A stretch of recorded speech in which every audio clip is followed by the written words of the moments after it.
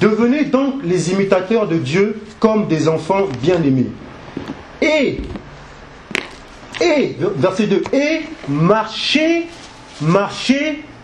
dans la charité à l'exemple de Christ. On pourrait dire et vivre dans la charité. Et marcher dans la charité à l'exemple de Christ, qui nous a aimés et qui s'est livré lui-même à Dieu pour nous comme une offrande et un sacrifice de bonne odeur. Que l'impudicité, qu'aucune espèce d'impureté et que la cupidité ne soit pas même nommée parmi vous, ainsi qu'il convient à des saints. Qu'on n'entende ni paroles déshonnêtes, ni propos insensés, ni plaisanteries, choses qui sont contraires à la bienséance. Qu'on entende plutôt des actions de grâce. Amen. Amen. Amen. Donc là, on voit tout ce qui peut empêcher la bienséance. Hein? Donc, on voit d'un premier temps, on sait très bien, bon, dans un partage, il y a l'impudicité, la cupidité. Donc, ce sont déjà les deux choses qui empêchent le fondement du corps de Christ. Ça, on le sait très bien. C'est le fondement du 12 de l'apostolat. Hein? La cupidité et l'impiété. La cupidité, pourquoi? Parce que Judas était celui qui a voulu qui a mis un frein d'ailleurs. Enfin, qui était là pour freiner l'apostat? C'était déjà dit déjà, hein, parce que Judas c'était quelqu'un qui aimait l'argent, la cupidité. Et ensuite on voit l'autre, on voit l'impiété, l'antichrist. On voit Pierre à un moment donné a voulu refuser que Jésus aille à la croix. Donc on voit les deux obstacles du fondement de Christ. Donc l'impudicité et ça on voit dans l'impudicité, on voit l'impiété, tout ce qui est le corps, tout ce qui est dans les œuvres de la chair. Et plus loin on voit encore qu'on n'entend ni paroles déshonnêtes, ni propos insensés, ni plaisanteries, choses qui sont contraires à la bienséance. Donc, les grâces peuvent être là. Bien souvent, il faut être vigilant à l'Esprit de Dieu. Très très vigilant. Pour un rien du tout, notre chair peut nous dérouter par des plaisanteries, par des choses un peu... par exemple, on est là, quelqu'un passe, on commence à être attiré par la personne, par sa manière d'habiller, on commence à s'éloigner un peu de ce que l'Esprit veut nous dire. Voyez-vous, des petites choses comme ça. Très important. Par exemple, là, par le réseau, par exemple, il y a quelque chose, un bruit qui vient par-ci, par-là. Au moment où l'Esprit vous nous donne une parole par un chant, on est perturbé et on commence à s'éloigner là où l'Esprit voulait nous diriger. Voilà pourquoi, quand on est dans un corps, il faut vraiment avoir vraiment la discipline. Et là, les ministères d'autorité, ils sont là pour justement. Pour vraiment, manifester ces grâces, ces grâces pour mettre de l'ordre. Et l'ordre de l'esprit, pas des hommes, bien sûr. Ce sont juste des revêtements. Et ça, c'est important. Donc, pour vraiment bénéficier, pour vraiment vivre et marcher dans l'esprit, il faut vraiment être à l'écoute de l'Esprit de Dieu et que la bienséance se manifeste. Rappelez-vous, les 7 églises n'ont plus entendu la voix de l'Esprit. Et pourtant, ils vivaient, ils disaient soit des choses, ils faisaient des miracles, des dons, mais ils n'étaient plus à l'écoute de l'Esprit. Ils sont sortis du chemin de cette bienséance. Et ça, c'est important dans la famille que le corps de Christ. Amen. Amen. Donc, c'est cette pensée que j'ai eue simplement pendant qu'on chantait. Alléluia. Amen. Amen. Alors, ce que Marien dit est très important. Et on a déjà eu l'occasion de partager dessus sur différents sujets. Mais on va revenir encore pour bien appuyer avec 1 Corinthiens 14 qui justement parle de l'ordre dans le culte. Lorsque on lit au verset 26, 1 Corinthiens 14 verset 26, qui dit: que faire donc, frères, lorsque vous vous assemblez, chacun a-t-il un cantique, une instruction, une révélation, une langue, une interprétation, que tout se fasse pour l'édification. Donc en fait, ce verset-ci nous dit bien que il y a des grâces, comme il est dit, des dons différents qui sont là. Ça, c'est une chose. Maintenant, de savoir comment le mettre à la disposition du corps de Christ, c'est là où il faut être à l'écoute de l'Esprit. Ça, c'est très très important de savoir à quel moment laisser sortir un don. À quel moment mettre à la disposition de l'unité le don que le Seigneur veut manifester. Des fois, ça peut venir, mais ce n'est pas à ce moment-là qu'il faut que nous le sortions. On va d'abord attendre. On va se soumettre à ce qui est en train de se passer et ensuite on va on va laisser sortir ce don-là. Et quand on se soumet à ce qui est en train de se passer, nous recevons d'abord ce que quelqu'un d'autre est en train d'apporter. Ça, c'est important, ça, de savoir que même si on a quelque chose à donner, il faut pouvoir recevoir d'abord complètement le don que quelqu'un d'autre est en train d'apporter. Je sais que ça, c'est pas évident, parce que quand c'est là, ça veut sortir. Mais il faut avoir cette discipline-là de s'assagir, et ça c'est un fruit de l'esprit, hein. C'est une des manifestations du fruit de l'esprit, la maîtrise de soi, d'attendre que justement l'autre est fini. Et si on lit, bon, on a déjà parlé à plusieurs reprises du parler en langue, de l'interprétation, tout ça on va sauter.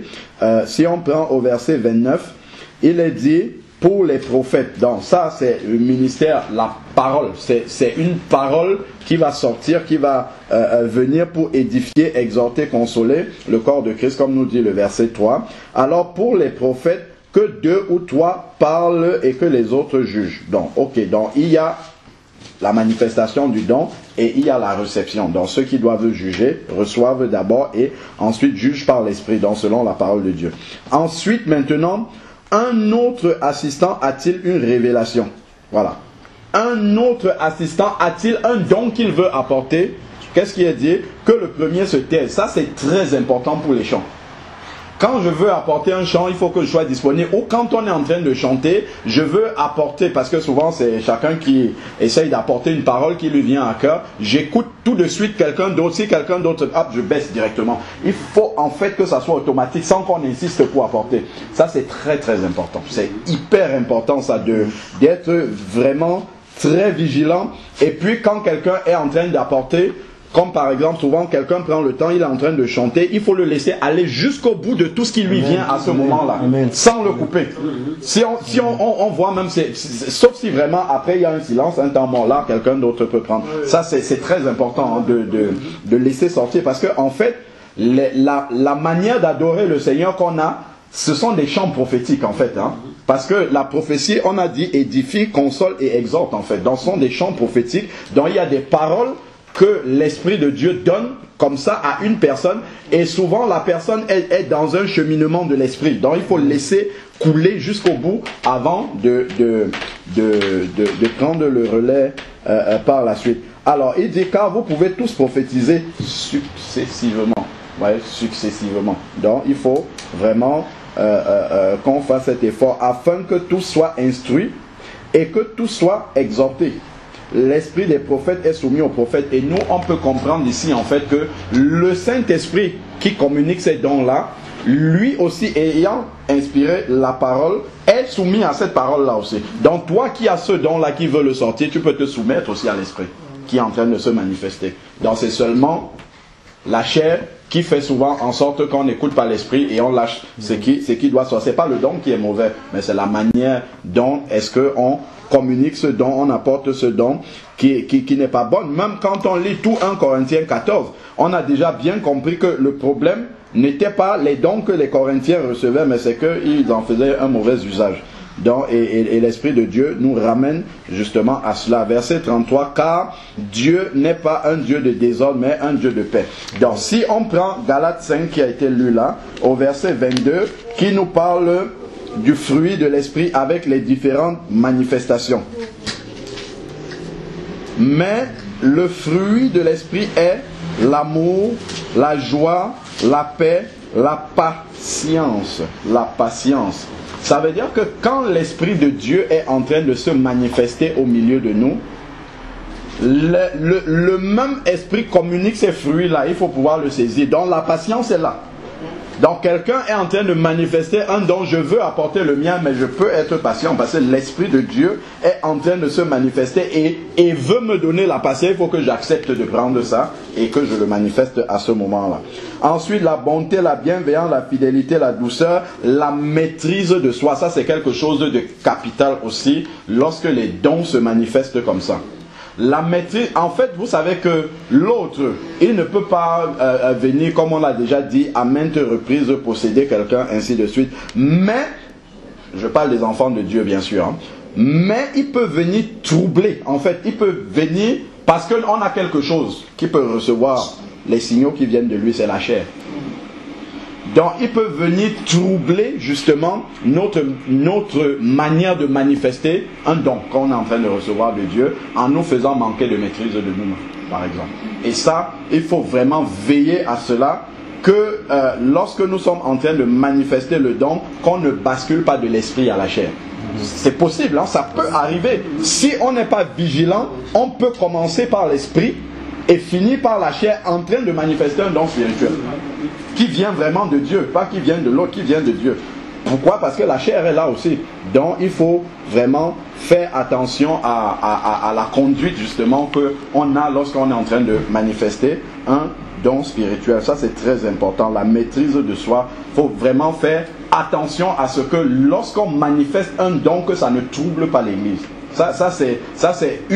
C'est un test important pour voir vraiment si on est dans la maîtrise de soi. Il ne faut pas que le don qu'on est en train de manifester trouble l'Église, trouble l'attention de l'Église, amène l'attention vers autre chose, dans la distraction. Non, il ne faut pas qu'on parte dans la distraction, mais il faut qu'on reste vraiment soumis à l'Esprit pour bien recevoir entièrement tout ce que l'Esprit a à nous communiquer sans rien rater.